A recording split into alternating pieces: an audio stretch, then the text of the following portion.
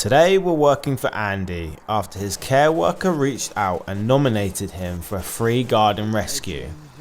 Andy lives with numerous physical and mental health challenges, and we wanted to get his outside space back into good condition so that he and his beloved dog could really enjoy it again.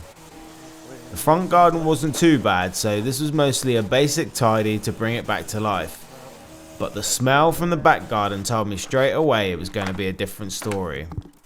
Sure enough, I was greeted with quite a few dog minds waiting for me, but that didn't deter me. Having a safe, clean outdoor space can make a huge difference to mental health. It gives you somewhere to breathe, to take in some fresh air, and to feel a little more in control of your surroundings. That's exactly what I wanted Andy to have again. And at the end I decided to give him a little surprise, so stay tuned for that. Just a quick note, I do these rescues for free because I know how much they can mean to people, but I can only keep going with your support. If you'd like to help me continue transforming gardens for families like Andy's, please subscribe. It means more than you know. I hope you enjoy the video.